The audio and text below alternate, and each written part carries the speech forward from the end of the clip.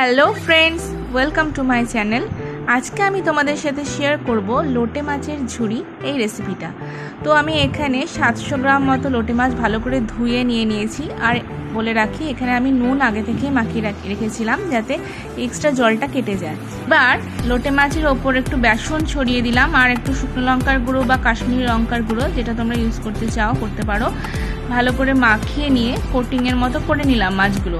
এতে কি হয়, লোটে মাছগুলো যারা তোমরা গোটা রেখে করতে চাও, ঝুড়ি বানাতে চাও না, তারা আগে ওই কোট করে মাছগুলো ভেজে নিলে মাছটা পুরো গলে যায় না, ভেঙে যায় না, গোটা গোটাই থাকে।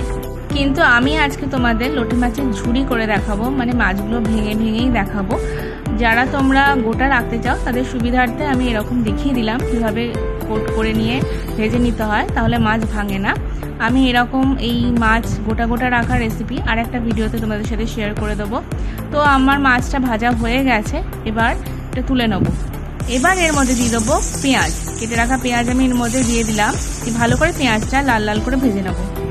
পেঁয়াজ ভাজা হয়ে গেছে, এর মধ্যে এবার রসুন বাটা দিয়ে দিলাম। রসুন বাটা দেওয়ার পর ভালো করে নেড়ে চেড়ে একটু এটা কষিয়ে নেবো। এরপর এর মধ্যে দিয়ে দেবো আদা আর কাঁচা লঙ্কা বাটা, তারপর একে একে মশলা যেমন হলুদ গুঁড়ো, জিরে গুঁড়ো, ধনে গুঁড়ো, কাশ্মীরি লঙ্কার গুঁড়ো আর স্বাদ মতো নুন এর মধ্যে দিয়ে একটু ভালো করে কষিয়ে নেবো।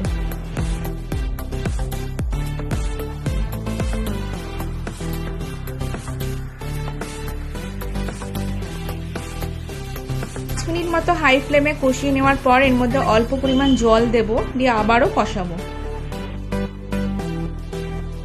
এবার এর মধ্যে অ্যাড করব একটু টমেটো সস।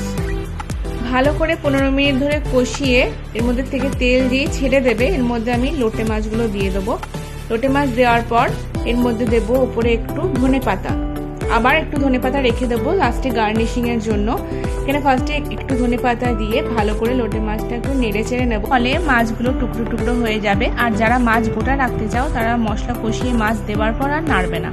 তো আমার আজকের রেসিপি লোটে মাছের ঝুড়ি একদম রেডি। তোমরা তাড়াতাড়ি এটা বাড়িতে ট্রাই করো আর কমেন্ট করে জানিও কেমন লাগলো। ভালো খাও।